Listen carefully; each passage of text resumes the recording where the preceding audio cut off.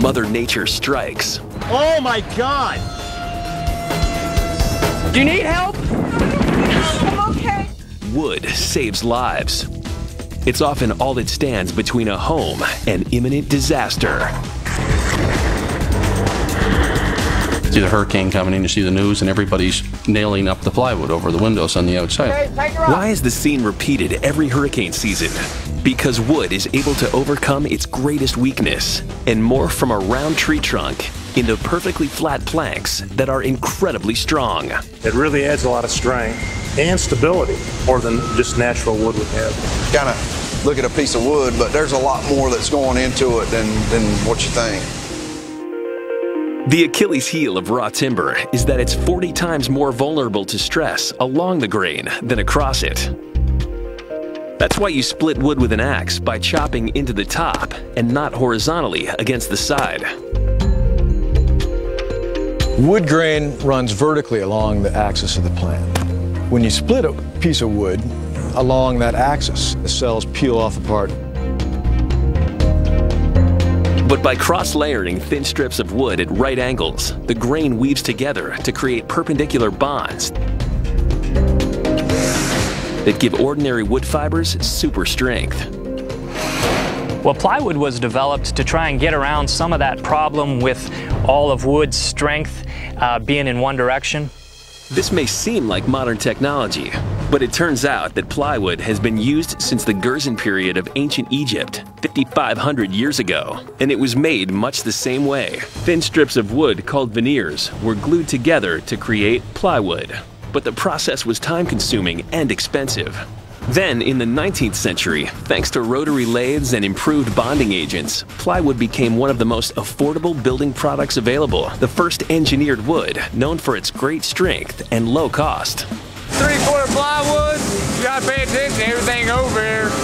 He's got a little bit harder because he's gotta make sure we don't get hit. Today, the U.S. manufactures 12.2 billion square feet every year. Most of it is for construction.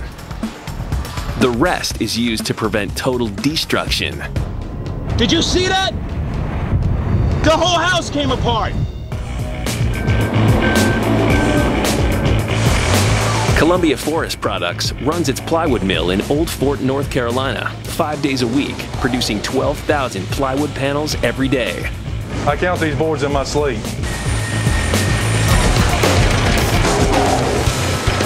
The plant specializes in high-grade poplar, made using one of the tallest trees growing in the southern Appalachian Mountains, the yellow poplar. It grows straight, it grows very fast.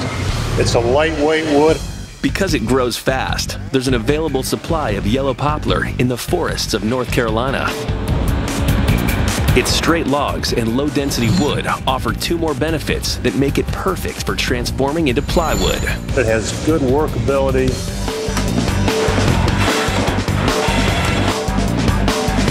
That means poplar logs are well suited for the radical transformation that happens inside the lathe peeler. The straightness of the log allows it to line up evenly with the blade on the lathe.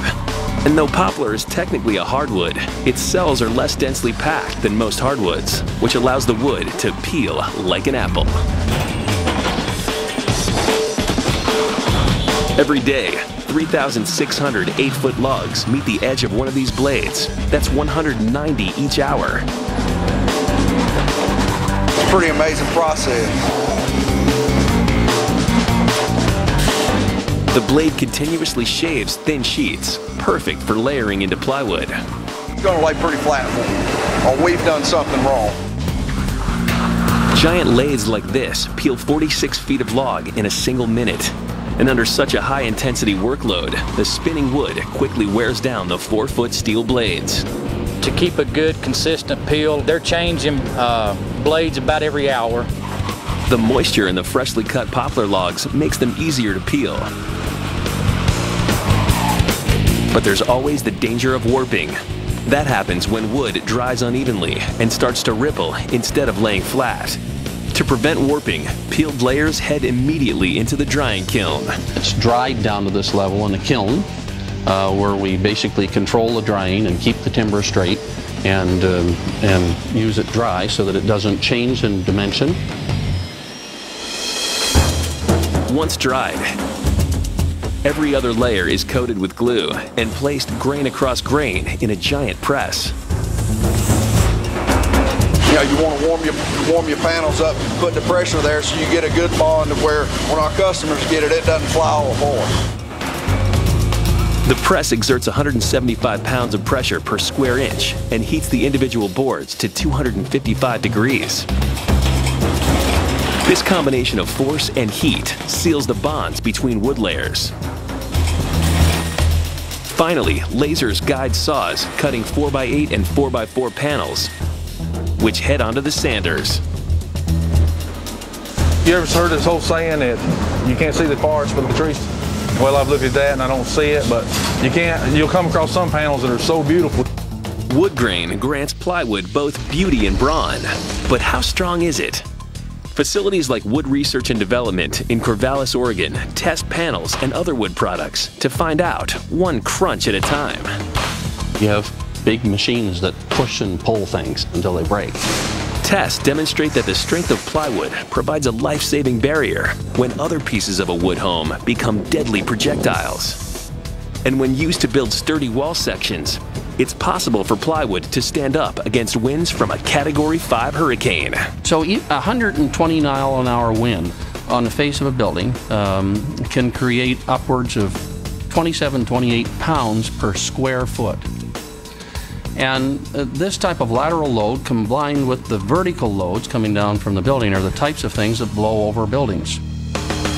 Here's where plywood's cross-ply construction really goes to work. This stack of 2x4 boards and plywood simulates what happens when extreme winds hit the side of a single-family home. Even as a hydraulic cylinder bears down on a wall panel, the plywood doesn't break until the force simulates winds blowing 500 miles per hour.